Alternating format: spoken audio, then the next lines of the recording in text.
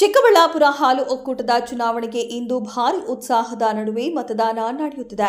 ಚಿಕ್ಕಬಳ್ಳಾಪುರ ನಗರದ ಬಿಬಿ ರಸ್ತೆ junior college ಮತದಾನ ಕೇಂದ್ರವಾಗಿ ಆಯ್ಕೆಯಾಗಿದ್ದು, ಬೆಳಗ್ಗೆಯಿಂದಲೇ ಮತದಾರರ ಸಾಲುಗಳು ಕಂಡುಬಂದಿದೆ.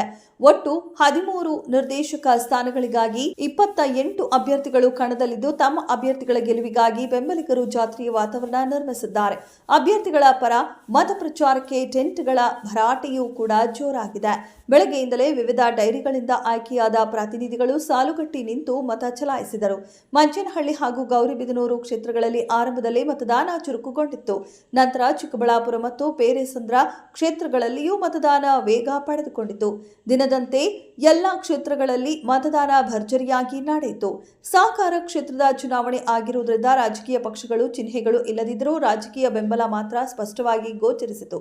ಅಚ್ಚರಿಯ ಸಂಗತಿ ಅಂದರೆ ಕೆಲ ಬಿಜೆಪಿ ಮುಖಂಡರು ಕಾಂಗ್ರೆಸ್ ಅಭ್ಯರ್ಥಿಗಳ ಪರ ಹಾಗೂ ಕೆಲವು ಕಾಂಗ್ರೆಸ್ ಮುಖಂಡರು ಎನ್ಡಿಎ ಅಭ್ಯರ್ಥಿಗಳ ಪರ ಪ್ರಚಾರ ನಡೆಸುತ್ತಾ ಅವರ ಜೊತೆ ಕಾಣಿಸಿಕೊಂಡಿದ್ದು ವಿಶೇಷವಾಗಿ ಗಮನ ಸೆಳೆದಿದೆ. ಅಭ್ಯರ್ಥಿಗಳು ತಮ್ಮ ಪರ ಮತದಾರರನ್ನ ಬಸ್ಸುಗಳ ಮೂಲಕ ಕರೆತಂದು ಮತದಾನಕ್ಕೆ ಅವಕಾಶ ಮಾಡಿಕೊಡುತ್ತಿರುವ ದೃಶ್ಯಗಳು ಕಂಡುಬಂದಿದೆ. ಚಿಮಲ್ ಚುನಾವಣೆಯ ಕಾರಣದಿಂದ ಬಿಬಿ ರಸ್ತೆಯಲ್ಲಿ ವಾಹನ ಸಂಚಾರಕ್ಕೆ ತೀವ್ರ ಅಡಚಣೆ ಉಂಟಾಗಿದ್ದು, ಸಂಚಾರವನ್ನು ನಿಯಂತ್ರಿಸಲು ಪೊಲೀಸರು ಹರಸಾಹಸ ಪಡುತ್ತಿದ್ದಾರೆ. ಮತದಾನ ಕೇಂದ್ರದೊಳಗೆ ಆಧಾರ್ ಕಾರ್ಡ್ ಹಾಗೂ ಡೆಲಿಗೇಟ್ ಪ್ರತಿಯನ್ನ ಹೊರತುಪಡಿಸಿ ಯಾವುದೇ ವಸ್ತು ತರದಂತೆ ಪೊಲೀಸರು ಕಟ್ಟುನಿಟ್ಟಿನ ಸೂಚನೆ ನೀಡಿದ್ದಾರೆ.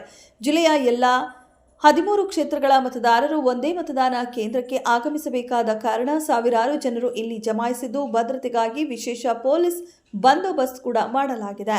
ಸಂಜೆ 4 ಗಂಟೆಯವರೆಗೆ ಮತದಾನ ನಡೆಯಲಿದ್ದು, ಮತದಾನ ಮುಗಿದ ತಕ್ಷಣವೇ ಇದೇ ಕೇಂದ್ರದಲ್ಲಿ ಮತ ಎಣಿಕೆ ಪ್ರಕ್ರಿಯೆ ಆರಂಭವಾಗಲಿದೆ.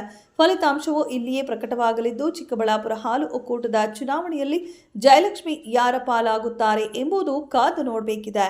ಕೆಎಸ್ ನಾರಾಯಣಸ್ವಾಮಿ, ಈ ನ್ಯೂಸ್ ಟಿವಿ, ಚಿಕ್ಕಬಳ್ಳಾಪುರ.